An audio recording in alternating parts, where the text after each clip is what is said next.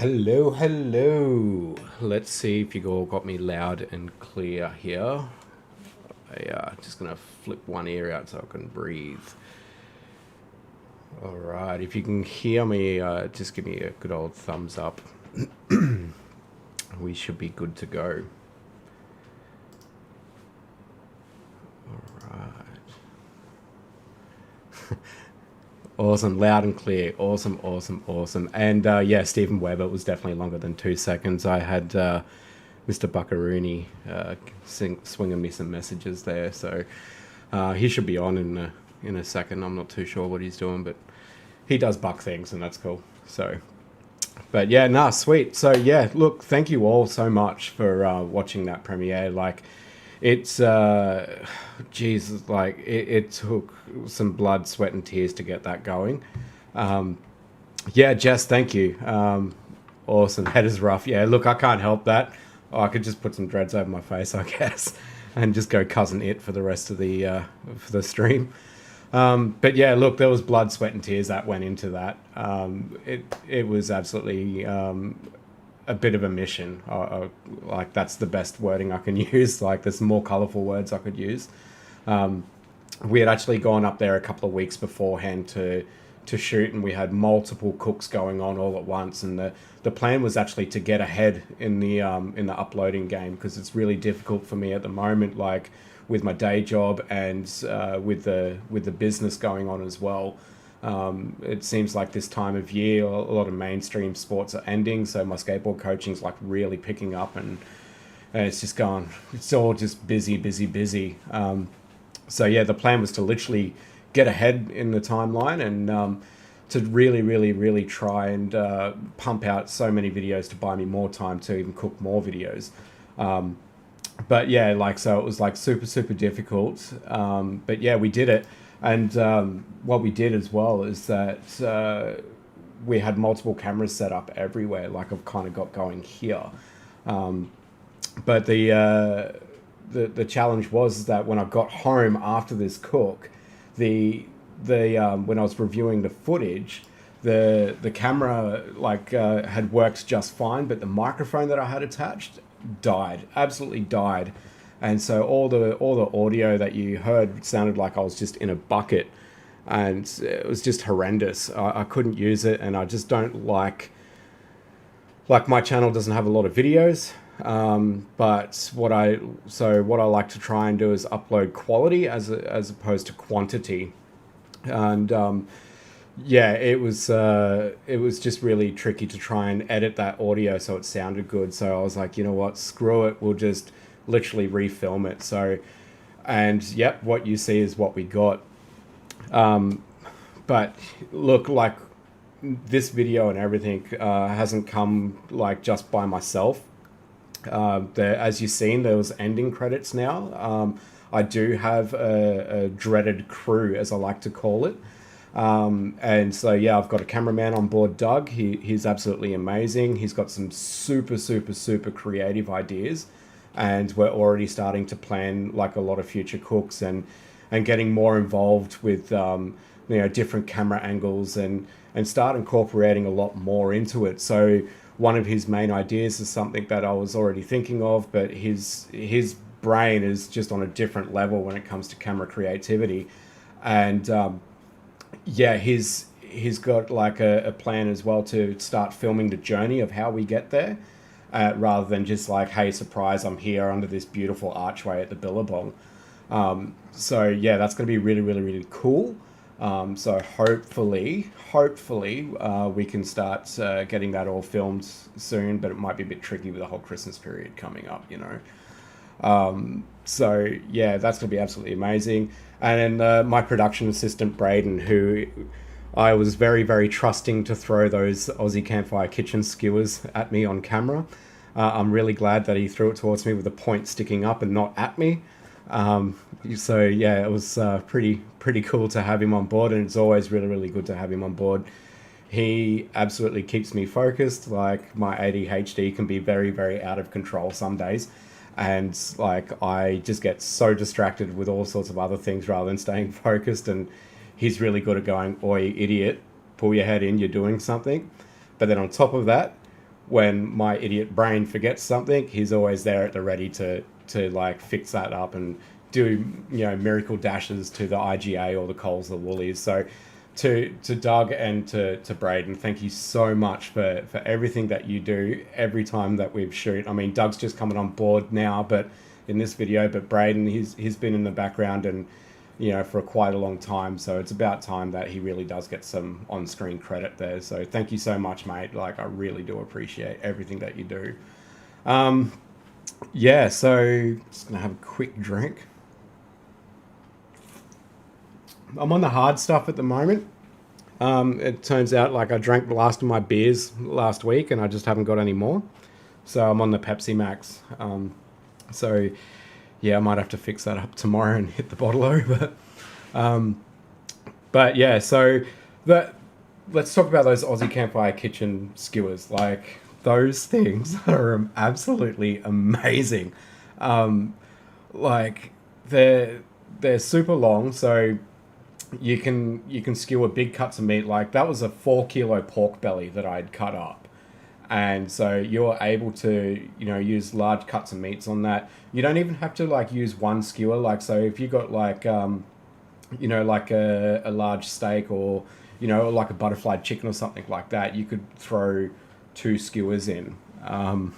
So yeah, and then like you can, you know, use 2 at the same time for the 1 cut of meat. Like, the creativity is pretty endless there. Like, if you can, essentially the way I look at it is that if you can stab it, you can cook it, right? So, but yeah, it was like super cool. My microphone stand's giving me a little bit of grief here, so you'll see me just adjust it every now and then. But did the move on them at all? So, like, did the skewers move? Is that what you're asking? Yeah, so, like, yeah, the cook was really good. Those skewers, like I said, were absolutely amazing. The really cool part about those skewers too is I discovered that the posts that you hammer into the ground and the skewers, like the length of those, will actually fit inside an Ozpit bag. So if you guys have an Ozpit and you like take that camping quite often, then the skewers and everything will fit inside that bag. And then obviously not the frame being so square, but yeah, I mean, it's really easy to transport on that front, you know, with it being fitting into the Ozpit bag. So that was really cool. Yeah. So yeah, Landy's on the money there. Yeah, the skewers, the meat on the skewers, no, they didn't move at all. They sat nicely on that frame. I mean, if you didn't have them, like, have that post sitting 100% flat, I don't know, like, the post that I had on the ground wasn't really hammered in straight, but they didn't move at all. I think the weight of the meat kind of just held them in place, so that was kind of cool. But yeah, I mean, yeah, I guess yeah, I don't know, like, I haven't had that challenge. But yeah, good question, really good question. Carla, what am I planning on cooking next? Well, Braden and I have been talking about going back down to Bramston Beach. When we go down there, we're going to cook up a Mexican, like, slash Spanish breakfast dish called a shakshuka. And that's going to be really cool. And then we're also wanting to do a roast beef on the Ozpit as well. So I did a video ages ago at what's the place called? Something Station. I can't remember the name of the place it was. Woodley Station, that's right. And yeah, so I did a roast beef there, and I wasn't quite happy. It wasn't really like something that I was satisfied with, so I kind of want to do another one. Yeah, so yeah, look, Rochi, mate, like, if you do the pork belly up, just hit us up in a message, man, and I'm happy to help out. Yeah, Stephen, man, I try not to drink too much, you know. It's like, some days I've got to drive after having a few cans of Pepsi Max, you know. But yeah, that Spanish dish is like basically with chorizo and like a tomato, you know, based sauce. Like, you can add some chili to it and stuff like that. And yeah, I'll be using the Aussie Campfire kitchen gear for that as well because yeah, I really want to show off that like hot top that Tony does. And yeah, Buck, like I'm hoping to do that in the next few weeks, mate. So just got to like have a look at the calendars and see where it's at, and then just kind of go from there. But yeah, like so, I want to go down to Bramston Beach. I want to yeah, cook this dish, and basically from there, like I'll do the shakshuka and the roast beef, and then after that we probably gonna lead into Christmas, and like everyone's kind of crazy busy at that time, so that probably will be like the last clip for the year for the chef, even though I've just started back up again after so long. So yeah, like, but we've got some other cooks planned. We've got some amazing locations going on. We've got the dreaded crew chat going, and we're really talking about all the different things that we can do and everything. So it's going to be really exciting. Geez, I got I got a list of things here on the old phone device to talk about. So I'm a little bit half prepared today. But yeah, so. Yeah, the Aussie Campfire Kitchen Gear. I threw a link up before in the chat. I'll bring another one up now, and just so if anyone's interested on getting the skewers, I can tell you guys where to get them. Right there. Yeah, so those skewers, like I said, are absolutely amazing. The other thing I wanted to do is like give a shout out to Bryant's Family Butchery. Ryder Bryant, the owner of Bryant's Family Butchery. He's an absolute legend of a dude. He's been supporting the Dreaded Chef for quite some time, and even my barbecue team as well, with like, you know, providing us some like really good quality meat when we compete and stuff like that. Yeah, so he's just recently opened up a new store. So he's got 2 stores on the go, and he's also now doing some catering as well. So that's like super exciting for him. I wanted to interview him and stuff for this video as well, but he's just absolutely hell busy at the moment. He hasn't had like a spare time to scratch himself, I think. So yeah, I did catch up with him briefly, and yeah, he's flat out. So in my next cook, I'm hoping to like, you know, lock him in and do an interview with him. And yeah, because I think he deserves a bit of screen time as well. Like, he's absolutely amazing. So yeah, if you're ever in the Cairns region, or if you live in the Cairns region, definitely go and see Ryder at his shop in Warree, or in his new shop in Earlville Shopping Town, or Earlville Shopping Centre. But yeah, so definitely do that, and yeah, you'll be absolutely satisfied with the quality of meat that he has, and very good prices too. Like, he's not trying to gouge at your wallet or anything. Like, it's really good pricing for what he's delivering in his cabinet and stuff like that. Even if you do have as well some like unique requests, or want something specific, like, just talk to him, he'll sort you out. He's really good for that. I know I was very specific with that pork belly. I was like, I want this, and I want it this thick, and he did it for me, and it was absolutely brilliant.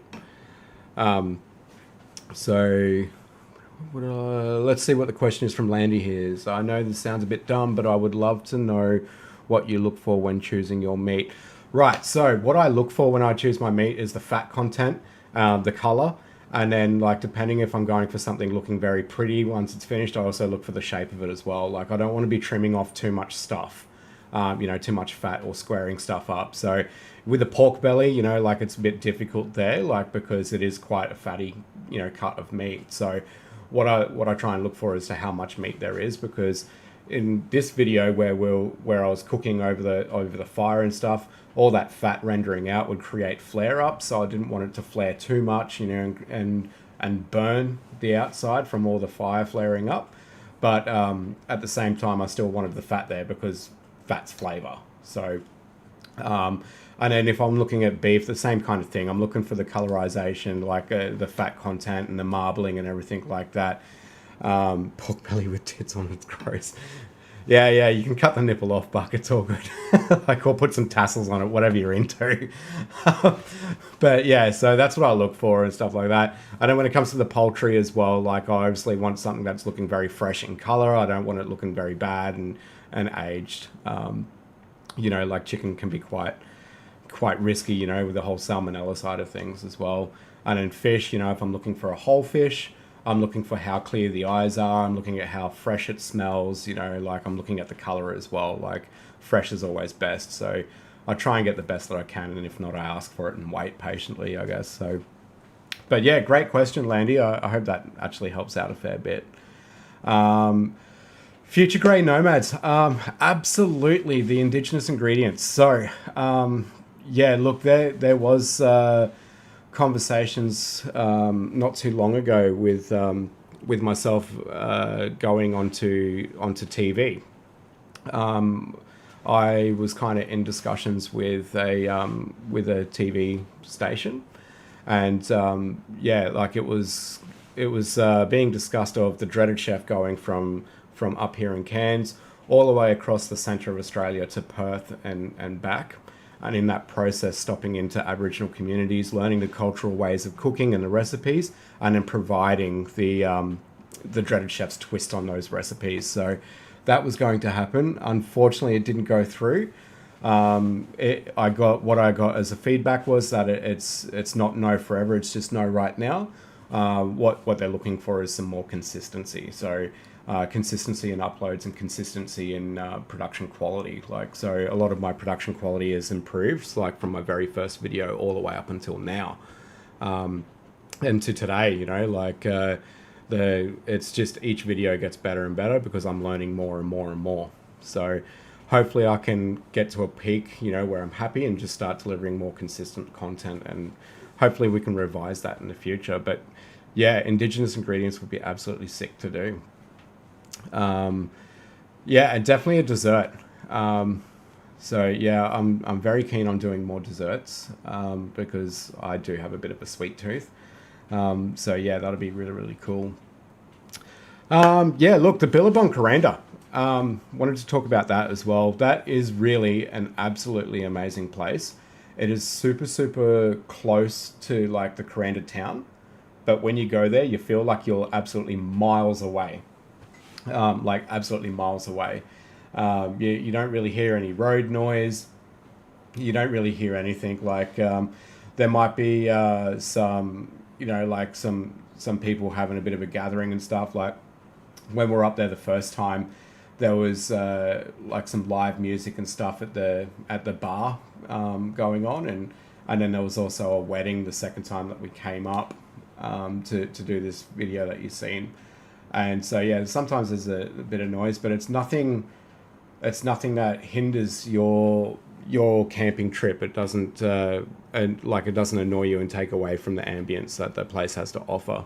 So, but yeah, look, I'll just quickly bring up the Billabong's website as well, because I really, really do recommend that you go there and spend a night or two. Here we go. Oh, learn how to use a mouse. There we go. Here we go. All right, yeah, there you go. There's a link there. So just connect in with those people if you want to book in. And yeah, it's pet friendly.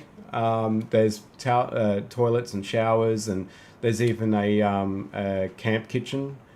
And yeah, so you're able to like use all those facilities and stuff.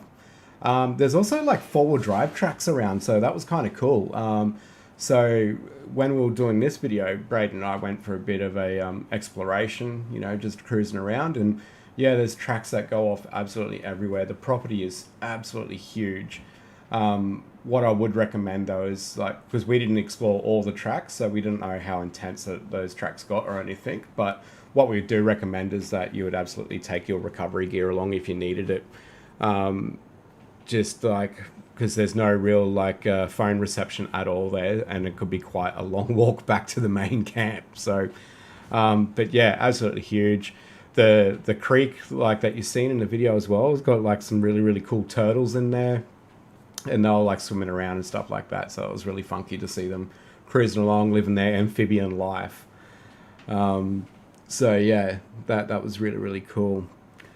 Yeah, so basically, this weekend was also meant to be the FNQ Barbecues and Brews Festival, which we postponed because of like the weather. Like we weren't sure if it was going to be like super super hot or absolutely pissing down with rain.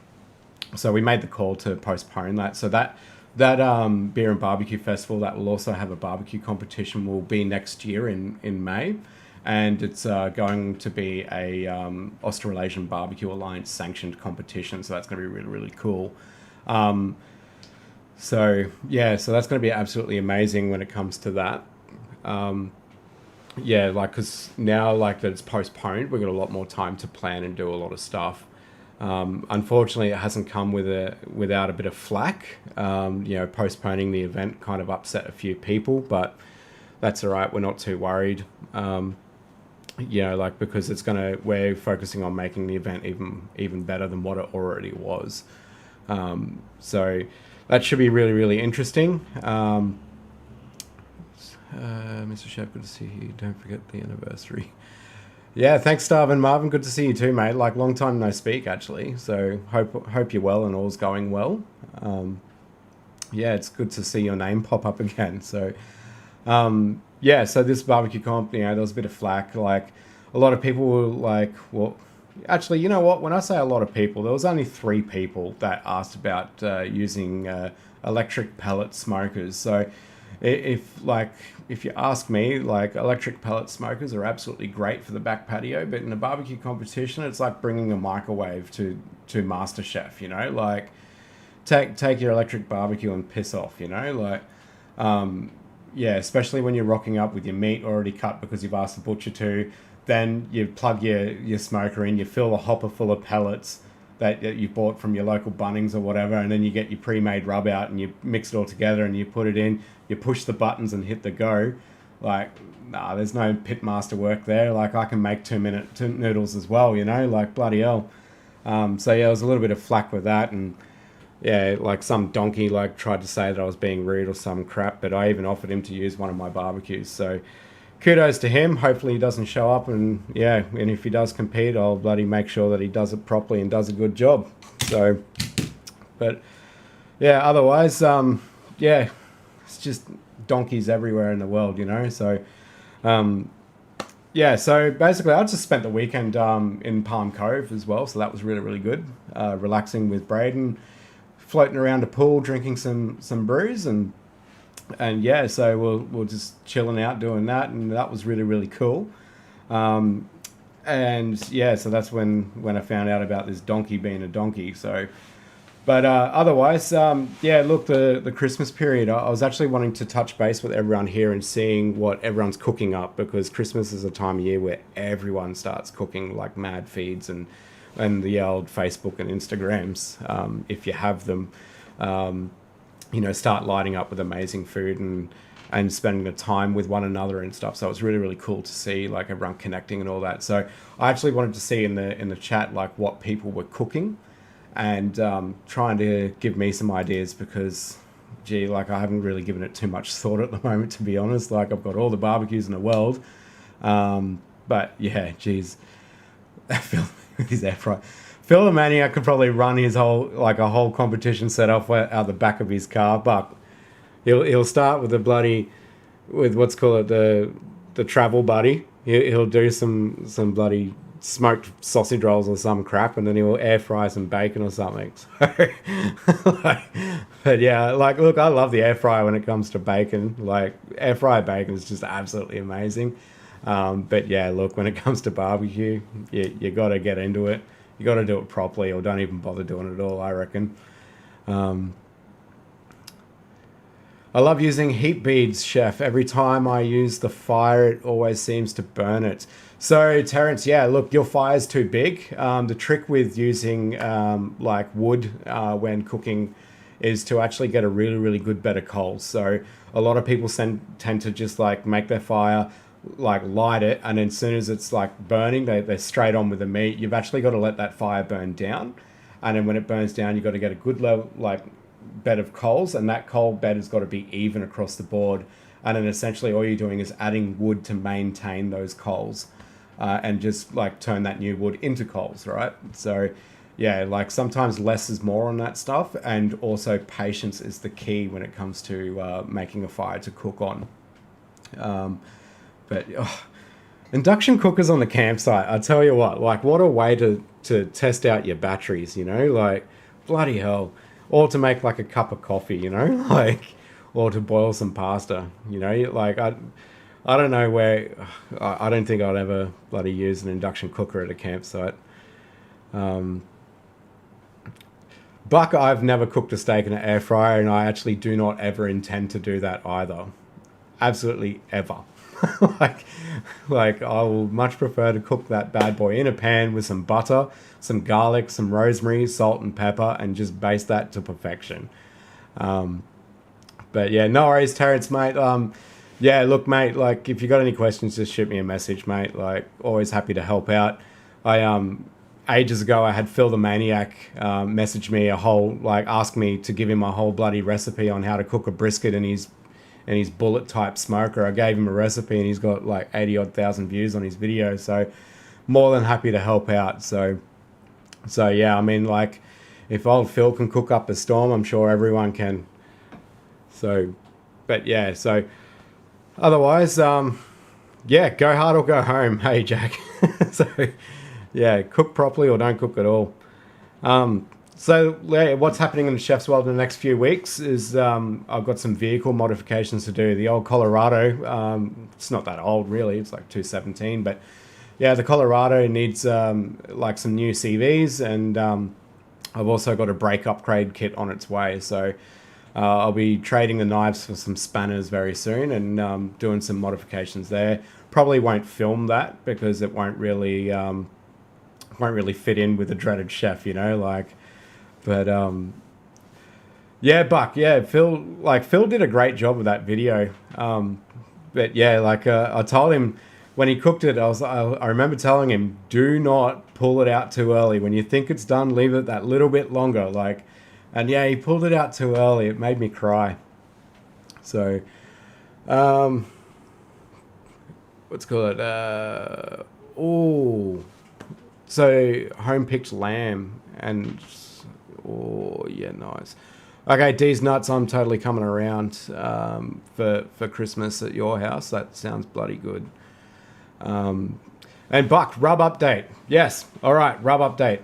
Okay, so where it's absolutely at is that I've got absolutely everything ready. All I need to do is get $2,000 in my pocket, so I can hand money to the council to give me my my like production license, my food production license, and then from there I can hire out the kitchen to use that I've found, and then on top of that I can then also buy my ingredients to do the first run. So I'm about $2,000 away on that. And yeah, just the vehicle modifications have kind of set me back a little bit. So I'm really hoping that once I can get through that, I can get on board and get that going. The plan is to actually do quite a large first run. So, and I'll be only releasing like the first rub, and then from like hopefully through the sales and the money that I make from that, I can put that into to launch the next line in the series. I've got quite a few in the series, so I've just got to get $2,000 together. And then basically from there, I can start submitting all the paperwork and literally get it all going. I am also in the process of building a website as well for the dreaded chef. And so what the plan will be is that there'll be a QR code on all the jars. And that QR code is not so you can check in to say, hey, I'm in my kitchen cooking. It is actually to get you directed straight to the dreaded chef website, straight to that barbecue rub that you've purchased page. And from there, you'll be able to see all different recipes and stuff using that rub, and then also have the capacity to order more if you need. So I'm trying to make like a little bit of a holistic approach, because what I'll do is I'll be using the YouTube channel as well to cook those recipes, and that will be on the website. So yeah, it's a lot of work, especially when I'm not a web developer. So I'm taking it very slowly and just doing the best I can and learning a lot along the way. So yeah, look, Starvin Marvin, I super appreciate that. I've actually had some people offer me like crazy amounts of money to get it going. And I would absolutely love to accept, but like I just can't ask that of anyone to do. Like I really, really do appreciate it. I'd much prefer that you hold on to that money and then when I launch, then use that money to purchase the stuff. So like, yeah, thank you so much. Like really do mean that. But yeah, I can't accept that. I'm sorry. Like it just, I can't ask anyone to do that. I've basically just got to be nice to my car and not wreck it. And on top of that, got to save the coin and pull my finger out. That's all it is, really. Rochi, the website's not done yet. I'm still making it. I'm very much learning how to build websites, so it's taken quite some time. I really didn't want to use like the Wix kind of like automatic website builder thing. Like, wasn't really a fan of their layouts. And the other thing as well, it was quite limiting to what I could do because I kind of want to have like PayPal options and stuff like that, and it can cost extra money with those website builders to get PayPal integrated and stuff like that. But yeah, look, like soon as I get the $2,000 together, it's go time. I've got my batch recipes sorted. I've got everything basically ready. I've even got my order form ready for this food suppliers to get the ingredients, and then I'll be going straight into that kitchen with the headphones on, some music blasting, and into it just to get it all done. On another note, speaking of music, just before I started the stream, there was some music playing. I'm using some crazy streaming software that I pretty much learnt today, and what I was able to do is integrate Spotify into it. And I thought that's really, really cool because one of the things I wanted to let you all know, and I don't know if you know already, is that the Dreaded Chef does have a Spotify playlist. It's called the Dreaded Playlist. And I've got I think it's about 24 odd hours of music on there. 13 hours and 39 minutes to be exact. It's an absolute cracking playlist. So if you guys are looking for some great music to listen to at the campsite, make sure you jump onto that, download it, so then you can stream it while you're at the site, and it goes from all different genres of music, and so it's really cool. I thought I'd put my radio presenting skills to the test, and start dusting off the old DJ skills. I'm always updating it with new beats as well. So yeah, if you get a chance, check out the Dreaded Playlist on Spotify, and yeah, you might like it, you might not, but yeah, there's all sorts of different beats on there. But yeah, look, I don't really have too much more to talk about here. Like, I'm absolutely stoked with how that video turned out, despite the confuffle with the old microphone that I had. That was just really spewing. So, but yeah, like otherwise, I'm really, really stoked with how it all came out. Carmen, the caretaker there, she was absolutely amazing. She was so accommodating to us, like so patient. Like we literally took over the joint two weekends. Two separate occasions we just took over the joint. They had weddings on and everything. We're running around with cameras and cars and drones and all sorts of stuff. And she was so super patient. She was super cool to do the interview. And like I really do recommend that you get up there and I'm just really stoked with how this video turned out. Especially having a crew around me now, like the Dreaded crew. It was really, really cool. Like I could relax a little bit more, and that's why you've seen a little bit of myself attempting to do some comedy throughout the video. But yeah, like it's super, super cool. So yeah, look, I might call it the quits from here, and if I get a chance to do another video, which I'm planning on doing down at Bramston, and then maybe if Buck gets the Sirocco out, we might go back up to the Billabong there and do a cook up there as well. So, and that'll also encompass a live stream. Before I do go, I just wanted to see, did everyone get redirected to this stream? Like I did set it up so after the premiere, people just be automatically redirected. And I kind of wanted to see if that worked or if I may have done something wrong. So yeah, if you got redirected, just let me know. That would be really, really cool. Rochi, a fundraiser, that would be absolutely amazing. But Yeah, look, again, like this is just me. I've got to pull my finger out and save the coin and not break my car. So, but yeah, oh sweet, thanks, cars, mate. Like, yeah, I was just wondering if the redirection worked. So, yeah, cool, that's good. It looks like I'm doing stuff right. Terry, the DJ gear, it is there. I'll just flick the other camera on for you a sec. Hang on. There's the mixing desks I've got. There we go. Yeah, so that's the Beat Lab there. But yeah, like I don't think I'll be busting out the guitars behind me though. Like I did see that call. Yeah, Mr. Bullet. Yeah, I don't think you need to see that. I just feel like I'm a rock star at 2 o'clock in the morning. That's about it, you know. But yeah, look, love the seats. Yeah, those saddle seats were really really cool. However, every time I sat on it, I just felt like I wanted to rock like I was like a 6-year-old at a playground, and I just thought, gee, after a couple of cold ones, you'd probably fall off them, you know. But yeah, look, that like whole bar area has like such amazing things just sitting around everywhere, hanging on the walls.